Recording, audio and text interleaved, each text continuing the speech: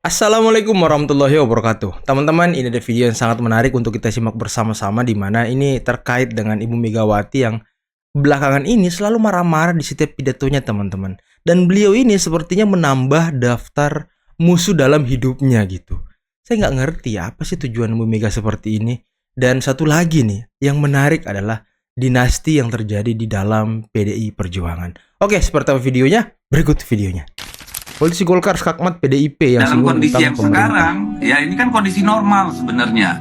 Tetapi kan kita dihadapkan pada rintangan yang sangat sulit. Kita lihat penerimaan pajak, penerimaan negara sekarang itu turun jauh. Beban utang semakin meningkat. Ada ketidakpastian ekonomi di luar, ada potensi ancaman geopolitik dan sebagainya. Pemerintahan kita ini kan sistemnya presidensial, tetapi presidensial ini kan didukung oleh parlemen, yaitu koalisi yang besar di DPR. Betul. Semua anggaran itu sudah disetujui oleh DPR. Jadi saya kira kita tidak baik kalau kita saling menuding Menyalahkan, begini, iya. begini. Karena semuanya disahkan oleh APBN itu disahkan oleh DPR dan setiap tahun ada laporan pertanggungjawaban dan kita terima semuanya. Nah, kalau ada partai yang tidak menerima, ya nanti kita lihat aja di dalam pertanggungjawaban Presiden pada saat memberikan laporan pertanggungjawaban. Nah, masalah utang itu saya kira sudah dijelaskan oleh Menteri Keuangan. Selama utang itu masih memenuhi prosentase daripada anggaran atau penghasilan kita, itu masih wajar atau masih sehat. Nah, selama ini kita merasa bahwa pertumbuhan ekonomi kita kan masih lumayan dibandingkan negara-negara tetangga kita. Kita masih bisa di atas 5%. Memang betul bahwa utang kita lebih besar, bertambah. Tapi kan kita lihat pertanggungjawabannya kan ada, dan kita semua di DPR setiap tahun di komisi-komisi menerima pertanggungjawaban presiden yang melalui menteri-menterinya. Nah, itu saya kira kalau kita melihat hal ini, kita janganlah bermain drama dalam hal pemerintahan ini, karena kita bersama-sama semua. Ya, itu adalah resiko daripada kepemimpinan. Ya, resiko daripada kepemimpinan. Kepemimpinan ini kan kita dukung semua. Bukan salah satu, kecuali kalau kepemimpinan yang ada sekarang ini tidak kita dukung. Kita dukung semua, malah koalisi kita itu paling besar. Sekarang kabinetnya juga mayoritas ya teman-teman semua yang ada di dalam koalisi ini. Jadi kita harus bertanggung jawab bersama-sama. Tetapi kalau kita mengkritik di dalam hal pelaksanaannya terjadi korupsi dan lain-lain, saya setuju. Ayo, mari kita berantas itu korupsi-korupsi yang sekarang ini berada di mana-mana. Nah, concern kita ke sana sehingga penghasilan pendapatan kita itu bisa betul-betul dimanfaatkan sesuai dengan yang kita setujui. Nah, ini aneh nih ya kan. Aneh banget, teman-teman. PDIP mengkritik utang pemerintahan Jokowi. Kemana aja kalian selama 9 tahun belakangan ini? Kan di DPR kalian ketuanya ya kan? Kalian yang mengesahkan anggarannya. Gimana gitu ya kan? Ini PDIP bingung juga nih posisinya gimana. Dia masih di pemerintahan, dia mengkritik utang pemerintah yang dia sahkan sendiri di DPR ya kan? Terus selama 9 tahun partainya berkuasa. Nggak masuk akal. Inilah udahlah PDIP udahlah. Jangan terlalu banyak drama tadi kata politisi Golkar ya kan? Keren juga politisi Golkar ini ya.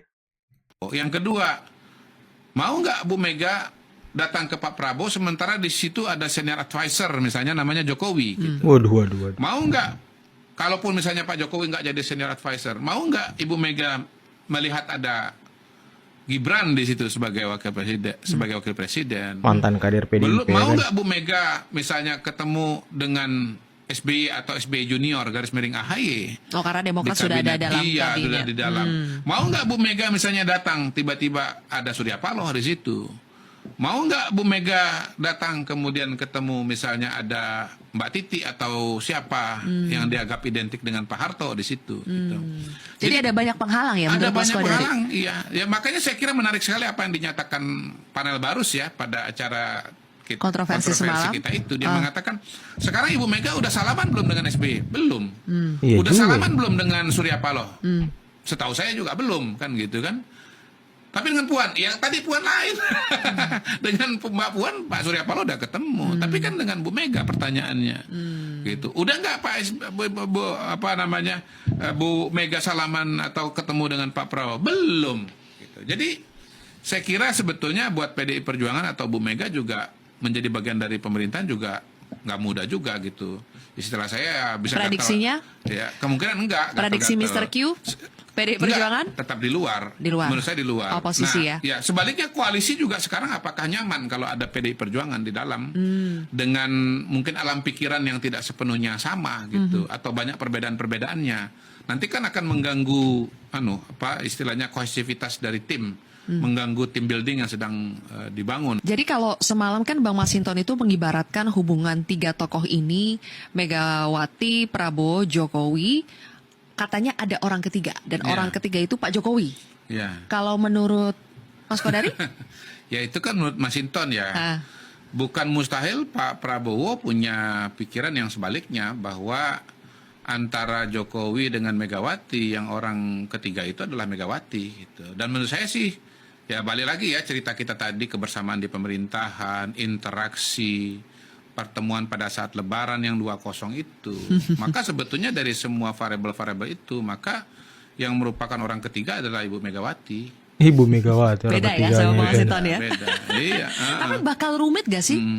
Tapi itulah teman-teman ya, mungkin alasan kenapa kita sebaiknya tidak dipimpin perempuan, karena terlalu pakai perasaan gitu. Dia mudah tersinggung, mudah sakit hati. Apalagi ya, kalau sakit hati tidak mau ketemu dengan orang, ya agak rumit memang kalau perempuan ya. Aduh, gimana teman-teman ya? Ya juga ya. Udah makin banyak nih musuh-musuh Ibu Megawati, Pak SBY, Surya Paloh, Pak Jokowi. Sedangkan mereka ini itu berteman dengan Pak Prabowo loh. Gimana ya kan? Emang susah teman-teman kalau perempuan ya. Aduh, tapi gimana sih menurut kalian?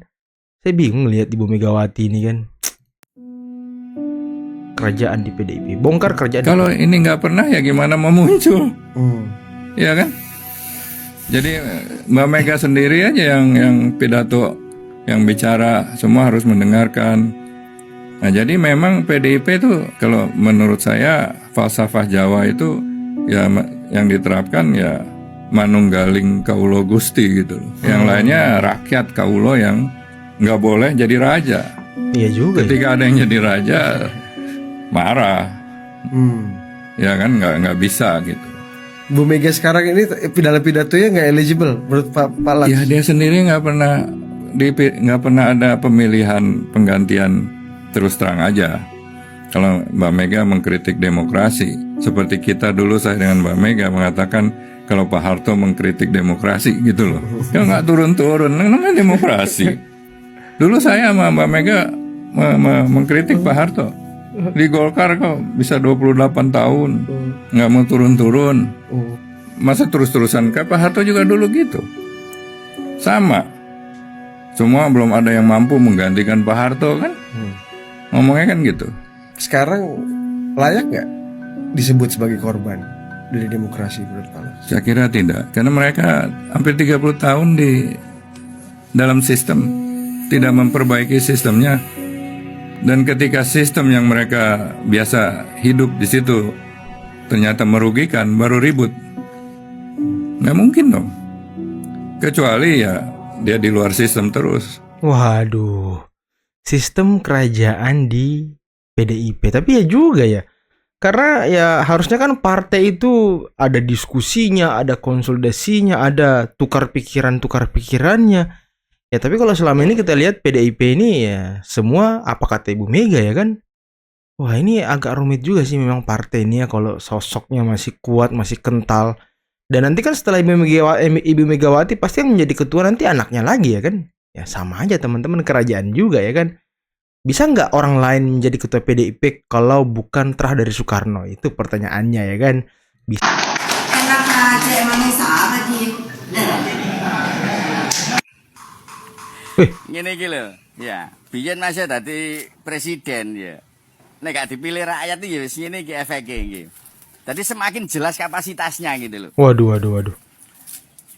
Bu Mega sampean jadi presiden dulu itu tidak langsung dipilih oleh rakyat. sak paket dengan Gus Dur. Ya, artinya wong milih Gus Dur karena paketnya ono sampean dari katut. Dan sampean jadi presiden itu karena diuntungkan oleh konstitusi. Diuntungkan oleh undang-undang. Akhirnya apa? Sampean bernasib baik. Iso dari presiden gitu loh ya. Bukan langsung Iya, oleh rakyat bener seperti juga sih. periode berikutnya yang sampai nyalon sendiri gak jadi itu gitu loh. Prosesnya berbeda. Makanya pewenak ae ngomong angger jeplak gitu loh. Bu Mega, Pak Rosa itu penyidik KPK. Institusi yang sampean banggakan di saat sampean jadi presiden, sampean yang mendirikan dan sebagainya. Tapi di saat anak buah sampean kesandung masalah, kenapa sampean bersikap seperti itu? Dengan kalimat, emang kamu siapa? Asik. Bu, Pak Rosa itu penyidik KPK. Dia bekerja dilindungi oleh undang-undang. Dia menjadi penyidik KPK juga melalui proses berdasarkan konstitusi. Fit and proper test macam-macam. Keren kali Pak Kumis ini Dan ya. itu anak buah sampean dongane DPR ya melok-melok gitu loh. Ojo mentang-mentang Bu Dume Hasto Kristianto sekjene sampean. Mari kita lihat kasus per kasus. Kalau memang Hasto tidak bersalah, biarkan hukum berproses. Iya. Kalau memang Hasto tidak bersalah, hakim KPK nanti juga akan memutus gak bersalah. Kalau salah ya sudah lah jenenge wong salah. Salahmu to, kon mlaku karepmu dhewe ngawur ae to. Wis seru iku mang bertentangan ambek hukum jembok tabrak ae. Atau goblok to kon niku. Wis seru ngono kok isik mbok sing pinter carane sing rada halus. Ngono lho. Biarkan berproses gitu lho. Ojo kok aduh seakan-akan sampean iki intinya memberi contoh yang tidak baik ini lah, Bu, nggih. keresahan hati Jangan, teman-teman ya. Biarkan hukum berproses sesuai jalurnya. Asik. Ini sepertinya curahan hati Pak Kumis ya. Aduh, tapi tajam juga curahan hatinya Pak Kumis ya. Dari awal udah tahu kalau debat itu kan sebenarnya ujung-ujungnya adalah talk show. Gitu. Ya kan permainan inilah drama-drama. Yang mana itu omongan dan adalah lain-lain. sebenarnya bagi Mas Anies modal poin paling besar harusnya kan. Betul, tapi di malam itu suka nggak suka sekarang kita harus bilang ya Pak Prabowo berhasil Memenangkan debat debat. Benar. Karena kenapa? tanpa harus Berhasil menyerang Mas Anies. mengambil Iya, karena dia hati berhasil rakyat kenapa? Dia gitu berhasil kali ya. tahan diri, ya kan? Dia berhasil ya mungkin mukanya sampai dilihat orang jadi simpati itu agak Gara-gara gitu kan? Gara-gara muka itu tuh anak gua. ya itu gitu. Jadi suka nggak suka ya kalau penilaian objektif ya dia berhasil menahan dirinya gitu. Gitu, bukan dengan menjawab apa itu segala macam gitu kan. Balik lagi karena debat talk show adalah talk show jadinya ya substansi tidak harus dibalas dengan substansi juga. Jadi kalau lo lihat debat pertama itu kan Pak Prabowo lumayan terpancing Iya. ya. Iya, Lumayan yang terpancing. pertama iya, betul. Yang mana kalau itu dimaksudkan sebagai strategi untuk pancing berhasil. Iya. Tapi nggak ada follow up. Iya. Dan menurut gua Pak Prabowo dengan sangat bagus timnya mengkondisikan biar nggak kayak gitu lagi. Betul. Iya, Nggak kan? kejadian Dan lagi itu yang menurut kedua gua ya, kalinya, itu kan? sebuah kerja yang secara politik ya buat gue bebas nilai gitu, nggak ada nilainya, itu bagus banget. Waduh teman-teman, itulah tadi ya beberapa video yang bisa kita nonton, yang bisa kita simak bersama-sama terkait dengan Ibu Megawati teman-teman. Ya saya masih bingung nih ya, yang paling mengharukan ini ya yang tadi itu, ketika dia Sitorus mengkritik soal utang negara. Iya, nggak relevan kalau PDIP ini mengkritik utang negara. Kalian masih di dalam pemerintahan, selama 10 tahun ini kalian di pemerintahan. Kenapa di ujung ini kalian baru mengkritik utang negara? Setelah kalian bisa jalan sama Jokowi, ya nggak gentle lah. Kan ketua DPR-nya Ibu Puan yang mengesahkan anggaran kan DPR juga. Kok kalian baru mengkritik sekarang gitu ya kan? Aneh. Terus tadi ada juga video terkait dengan dinasti yang terjadi di PDIP. Tapi ya memang tidak bisa dipungkiri bahwa di partai-partai itu banyak dinasti teman-teman. Dia jadi ketua, nanti anaknya jadi ketua, ya gitu-gitulah turun-temurun. Dan sama aja dengan sistem kerajaan. Ya, apa bedanya ya kan? Ya satu dalam partai, satu dalam pemerintahan, ya sama aja teman-teman. Nanti juga ujung-ujungnya anaknya jadi capres, jadi cawapres, ya sama aja. Dan tadi yang menarik adalah musuh-musuh Ibu Megawati. Ternyata memang Ibu Mega ini punya banyak musuh ternyata. Saya baru sadar juga teman-teman. Pak SBY udah lama, mungkin dia sampai sekarang belum pernah ngobrol kali sama Pak SBY ya. Sama siapa lagi tuh? Sama Surya Paloh mungkin, sama Pak Jokowi.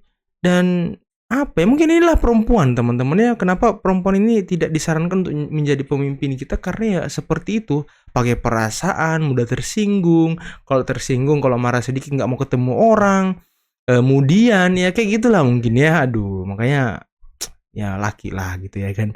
Oke teman-teman, mungkin cukup sekian dulu video kali ini ya, aduh kita udah panjang lebar ngomongin Ibu Megawati, tapi Bu Megawati tolong berhentilah marah-marah Bu. Buka hatinya, berbesar hati gitu ya kan, menerima kontestasi dan segala macam, mengatakan bahwa Pak Jokowi pengkhianat dan segala macam, ya itu beda jalan Bu, biasa aja itu, biasa aja sebenarnya. Orang Pak Prabowo juga nggak sakit hati kok ketika beliau melawan Pak Jokowi di tahun 2014, padahal Pak Prabowo lah yang memajukan Pak Jokowi ke DKI Jakarta teman-teman, selalu aja. Nggak ada dendam, nggak ada apa, malah sekarang mereka bersatu gitu ya. Ibu harus belajar sama Pak Prabowo. Oke teman-teman, sekali lagi cukup sekian dulu video kali ini. Akhir kata, bila taufiq wal hidayah. Wassalamualaikum warahmatullahi wabarakatuh. Bye bye.